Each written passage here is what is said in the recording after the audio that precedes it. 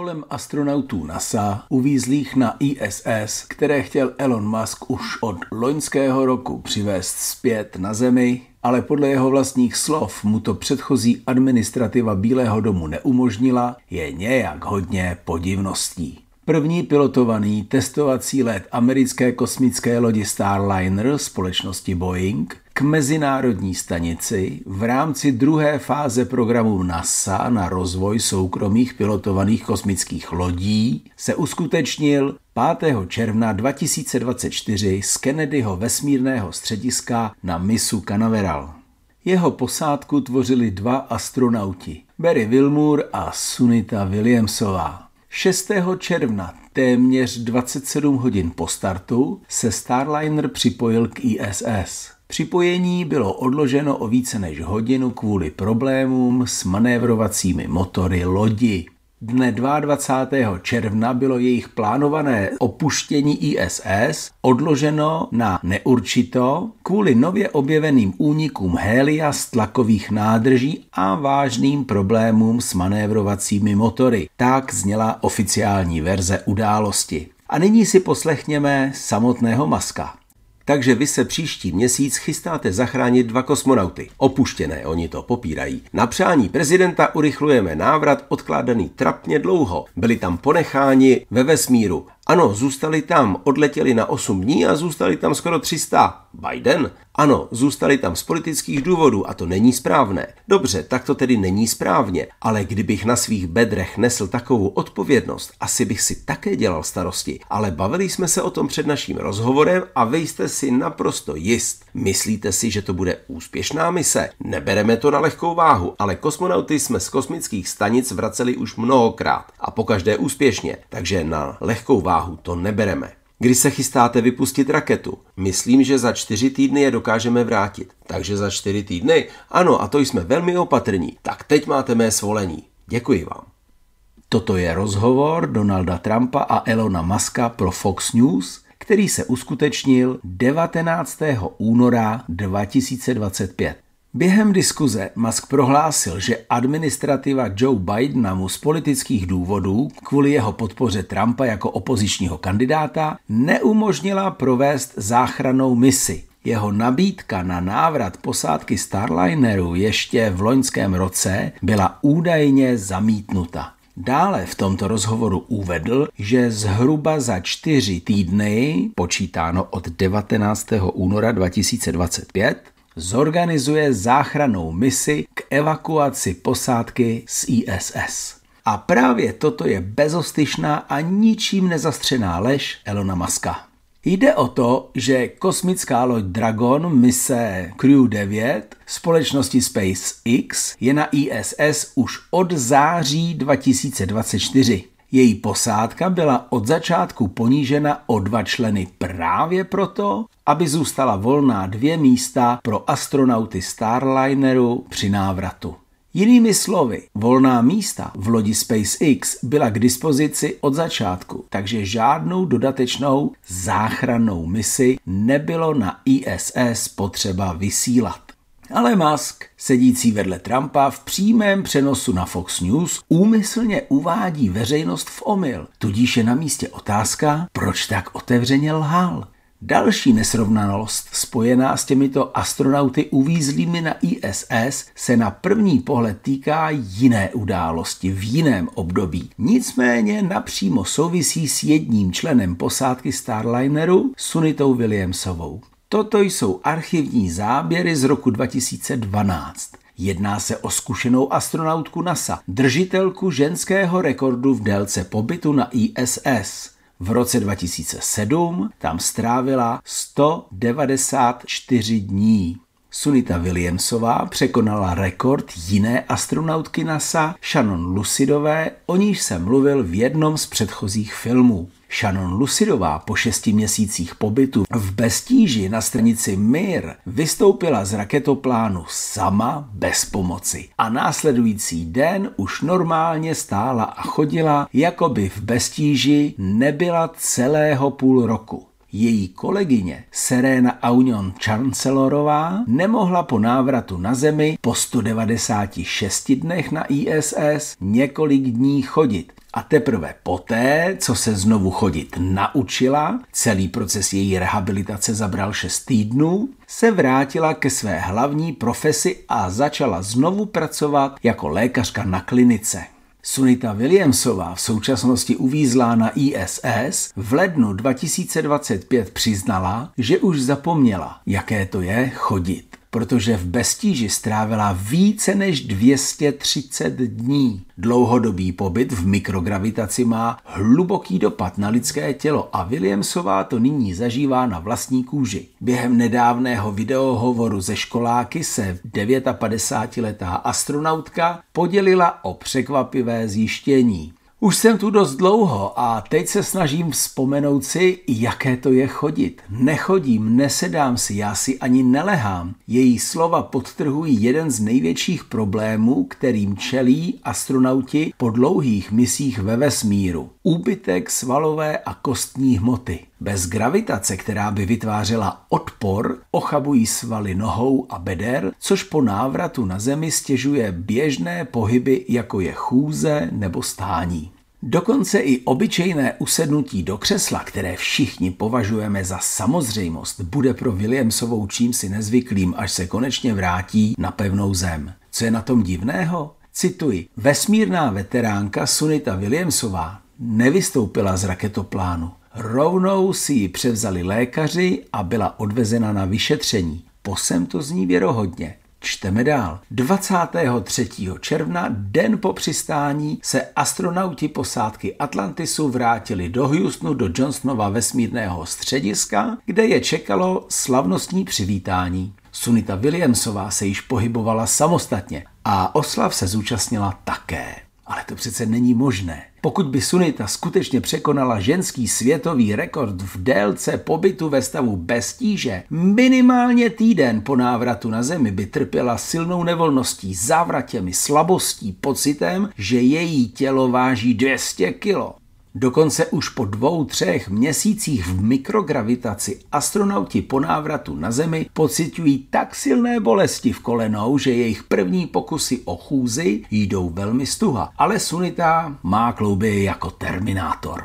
Než uvízla na ISS, strávila ve vesmíru během několika misí na ISS celkem 321 dní. Tak proč teprve teď poprvé zažívá nové pocity a důsledky dlouhodobého pobytu v mikrogravitaci? Možná, že ani při předchozích misích nebyla na ISE několik měsíců, ale jen 7-8 dní, jak se původně plánovalo i tentokrát. Docela to tak vypadá. Takže na ISS je masková loď, která je připravená kdykoliv se odpojit a dopravit zpět na Zemi 4 lidi, včetně 2 uvízlých astronautů, kteří si už dlouho stěžují na své zdraví. Ale Musk v přítomnosti prezidenta USA celému světu vykládá o nějakých 4 týdnech, které potřebuje na přípravu nové rakety. Tady už nejde o prostou lež, to je lež vynucená. Jaké nepřekonatelné okolnosti ho přinutily tak očividně lhát? Prohlédněme si jeho astronauty. To jsou Robert Bengen a Douglas Hurley. První americká posádka po 9leté pauze v americké pilotované kosmonautice po raketoplánech. Mimochodem, Douglas Hurley byl pilotem posledního raketoplánu v rámci programu Space Shuttle, který uskutečnil svůj finální let 8. července 2011. Tím NASA oficiálně ukončila program s odůvodněním, že raketoplány jsou zastaralé a jejich provoz je příliš nákladný. Poté USA na 9 let ztratili možnost vysílat astronauty do vesmíru ve svých vlastních nosičích a byly plně závislé na ruských sojuzech. V roce 2020 se Douglas Hurley opět ocitl v centru pozornosti. Teď už jako Američan, který vrátil Americe lety do vesmíru. Tak proč mají všichni tak smutné oči? Proč se z toho neradují, že právě na ně připadla velká čest vrátit Americe pilotované lety do vesmíru? A radost ve tváři těžko skryje i únava po letu. Sedí na tvrdých židlích s téměř rovnými opěradly a už den po 2 měsících v beztíži chodí sami. Takže možná, že ani oni na ISS nebyli 2 měsíce, ale podstatně kratší dobu. A 100% závislost NASA na ruských sojuzech se nikam nepoděla. Pro srovnání, rok 2018 astronaut NASA Andrew Joe Feustel se po 197 dnech na ISS znovu učí chodit, protože na ISS skutečně strávil 197 dní a dopravili ho tam i zpět sojuzy. Podívejme se, jaký zajímavý obraz se nám tu rýsuje. Minimálně 2 astronautky NASA, Shannon Lucid a Sunita Williams, se shodily důsledky dlouhodobé beztíže, a to jen v rámci programu Space Shuttle. A test dlouhodobé beztíže neprošli ani Muskovi astronauti, takže to vypadá, že závislost na sojuzech se nikam nevytratila, že? A Rogozinova trampolína, jejíž pomocí posílal astronauty NASA na ISS, zůstává v provozu. Takže velká americko-sovětská dohoda nebo pakt, díky níž se Američané proletěli v úvozovkách na Měsíc, o níž již byla řeč v tomto filmu, stále platí. Jenže pokud ano, potom má dnes Musk jen atrapové kosmické lodě. Starlink to je něco jiného, teď se bavíme o pilotované kosmonautice. Nádherně startují, stejně krásně se svými posádkami přistávají v oceánu. Ale za reálnou dopravu posádek na ISS a jejich návrat na Zemi jsou stále zodpovědny staré, malé a těsné, ale časem prověřené a spolehlivé sovětsko-ruské sojuzy. A teď si poskládáme tu skládačku. 5. června 2024 startuje Starliner. 6. června, o den později, přichází oficiální oznámení NASA, Starliner se porouchal. Téhož dne, 6. června, hned poté, co se Starliner porouchal, Biden označil Putina za diktátora a neslušného člověka. Existuje nějaká spojitost mezi těmito 2 událostmi, poruchou Starlineru a Bidenovou rozhořčenou tirádou proti ruskému prezidentu Putinovi? A co předcházelo těmto kosmicko-politickým událostem? Tak já vám to povím. 26. května ukrajinský dron zaútočil na radiolokační stanici včasného varování Voroněž M u Orsku. Předtím, 23. května, byla ukrajinskými ozbrojenými silami napadena radarová stanice Voroněž DM u Armaviru. A 17. dubna ukrajinské drony zaútočily na radar kontejner v Mordovii. To jsou oči a uši Ruska pro případ jaderného útoku. V souvislosti s tím USA vyjádřili své znepokojení. Znepokojení nad tím, že jejich klient, kyjevský režim, sune svět k jaderné katastrofě. V jednom ze svých předchozích filmů jsem již vyjádřil názor, že speciální vojenská operace na Ukrajině není jen vynuceným rozhodnutím ruského vedení, ale i součástí velké politické dohody. Ještě jednou podtrhuji, dohody vnucené ruské straně, na kterou byla nucena přistoupit. Konečné odladění bodů této dohody proběhlo v červnu 2021 v Ženevě. Strany se dohodly na rozsahu operace, na vzájemném obchodu po dobu jejího trvání a zvlášť byla projednána spolupráce v kosmonautice. Speciální vojenská operace měla začít o 4 roky dříve, už v roce 2017. Je-li rvačka nevyhnutelná, je nezbytné dát první ránu. Ale v roce 2016 nečekaně vyhrál Donald Trump. To změnilo plány demokratů. Nemohli dopustit, aby se vojenský rozpočet a finanční pomoc Ukrajině ocitly pod kontrolou republikánů. Ve hře byly příliš velké peníze. Proto byla operace odložena o 4 roky, dokud se Bílý dům nevrátil pod kontrolu demokratů. Bidenova administrativa se chovala velmi špinavě a soustavně porušovala body konfrontační dohody. Po útocích ukrajinských dronů na ruské radary strategické výstrahy Putinovi došla trpělivost a zasadil cílený úder. Jeho poradci informovali Bidenovu administrativu, že americký Starliner se porouchal, ale Roskosmos je kdykoliv připraven dopravit jeho posádku zpět na Zemi. Svými nekompetentními kroky přivedli Biden a jeho tupá administrativa Bílý dům k volbě ze 2 pro USA nejhorších zel.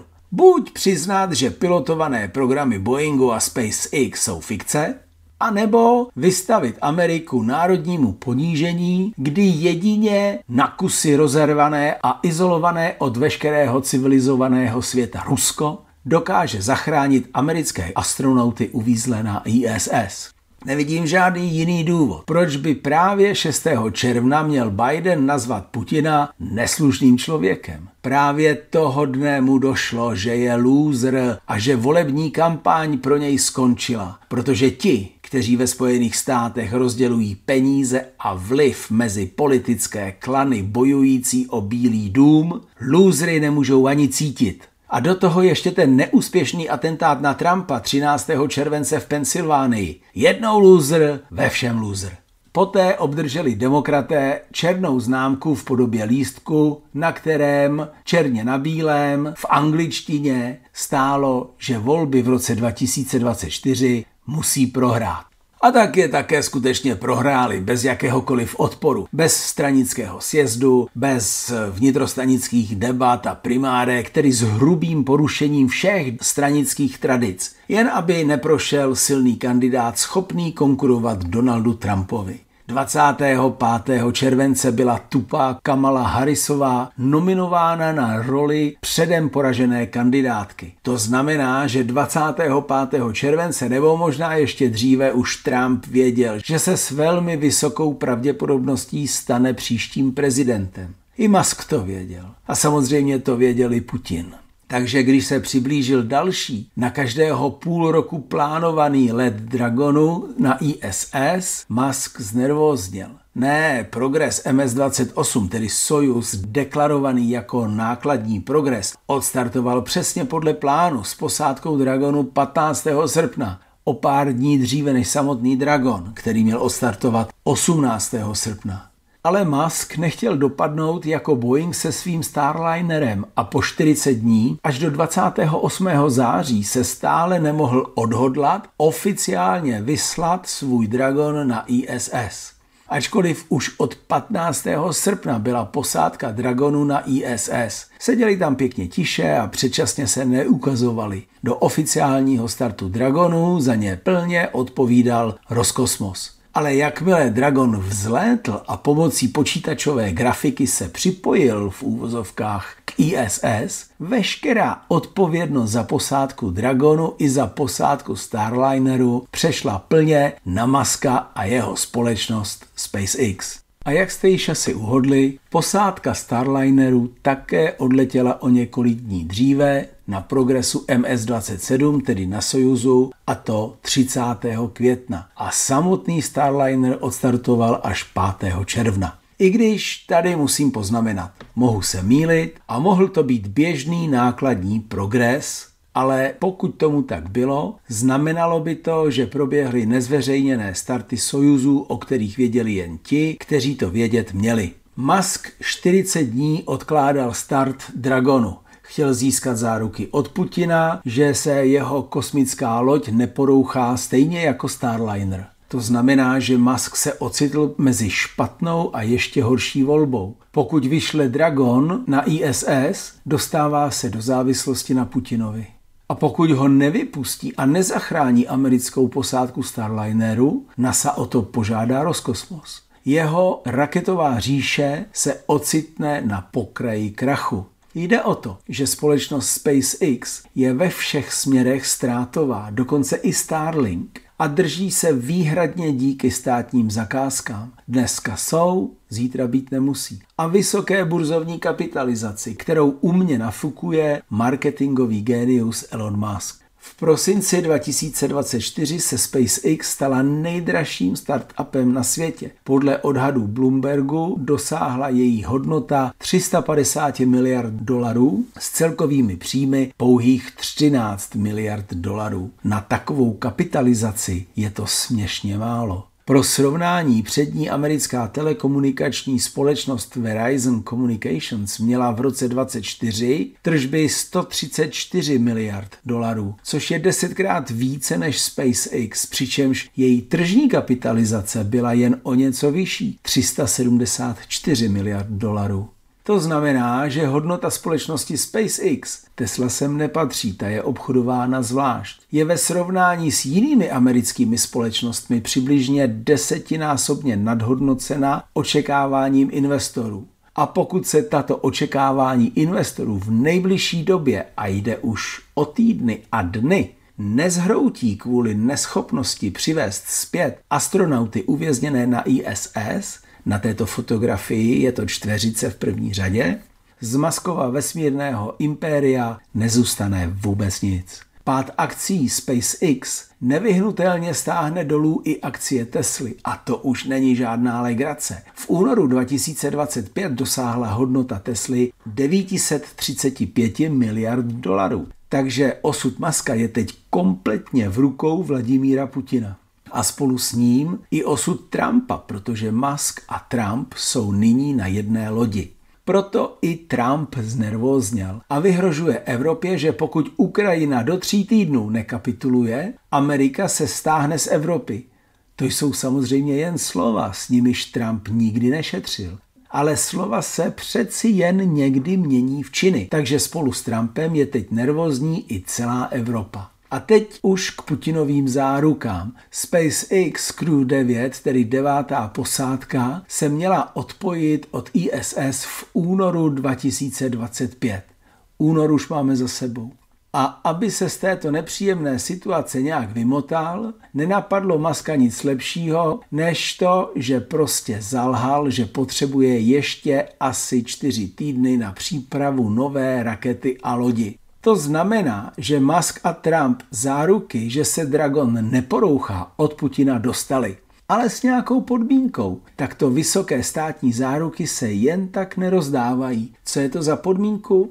To nevím. Mohu se jen domnívat, že souvisí s Ukrajinou. A protože únor už skončil a Dragon se 2 posádkami se od ISS stále neodpojil, americká strana zatím podmínky Putinovy záruky nesplnila. A do toho ještě dánský astronaut Mogensen označil Muska za lháře. A ejhle, co mu vzkázal. Víte stejně dobře jako já, že Buzz a Sunny, posádka Starlineru, se vracejí z Crew 9, jak bylo naplánováno už od září minulého roku. Ani teď jim neposíláte záchrannou loď, aby je přivezla domů. Vrátí se v kapsli Dragon, která je na ISS už od září minulého roku. Andreas Mogensen byl ve vesmíru už 2krát. Poprvé v roce 2015 v Sojuzu a podruhé roku 2023 v Dragonu Crew 7. Ale pokud první dánský astronaut letěl na ISS v obou případech v ruských Sojuzech, a Musk i Mogensen to dobře vědí, je v tom patrná narážka nejen na Muska, ale hlavně na Trumpa. Budeš-li si dělat nárok na naše Grónsko, řekneme celému světu, jak ve skutečnosti funguje americká pilotovaná v uvozovkách kosmonautika. Dánsko je sice malá země, ale její kousnutí může být velmi bolestivé. Svědomím, že kvůli politice své země může utrpět dvojí ránu, jednu z Moskvy a druhou z Kodaně, Musk zvedá sázky a 20. února ve své mediální síti X prohlásil, že mezinárodní vesmírnou stanici je třeba co nejdříve stáhnout z oběžné dráhy, protože už nepřináší žádný užitek, jen vysoké náklady, které odvádějí pozornost od budoucí expedice na Mars. Jeho prohlášení na první pohled nejenže odporuje zdravému rozumu, je prostě absurdní. Jenže Musk má k ISS asi takový vztah jako nejbohatší člověk planety, podle oficiálních zdrojů, k nejdražší restauraci v dějinách lidstva v hodnotě 150 miliard dolarů. Může tam poobědvat, může dokonce přátelsky zavítat do kuchyně k šéf-kuchaři i k majitelům tohoto podniku, ale ta restaurace není jeho. A není na něm, aby rozhodoval, co se s ní stane za týden, za měsíc nebo za rok. Za druhé, ISS je klíčová vědecká a experimentální platforma určená k přípravě na vzdálené kosmické mise, včetně kolonizace Marsu. Právě zde se testují systémy podpory života, ochrana proti radiaci, lékařské aspekty dlouhodobého pobytu ve vesmíru a podobně. A nyní z ničeho nic hlavní zastánce kolonizace Marsu navrhuje zničit jedinou orbitální stanici, ke které mají Spojené státy přístup. Mám proto jen jedno vysvětlení. Tento tweet byl napsán pouze pro jedinou osobu, pro Putina. A s následujícím poselstvím čitelným mezi řádky. Tak ty si myslíš, že si mě zahnal do kouta a skrze mě tlačíš na Trumpa a na celou naši velikou Ameriku? Nic se ti nepodaří. Veškeré mé současné problémy jsou kvůli ISS, ale pokud se s ní něco stane, ze dne na den zmizí, tak budu mít rázem po problémech. To je celé, co jsem ti chtěl říct. Tento můj film považujte za nejdivočejší konspirační teorii a za jeden z oněch vzácných případů, kdy budu rád, pokud se ukáže, že jsem se mýlil. Nicméně zástup podivných událostí souvisejících s mezinárodní vesmírnou stanicí a posádkou Starlineru, která na ní uvízla, se nerozplynul. Tak jako nikam nezmizela ani bezostyšná lež Elona Muska.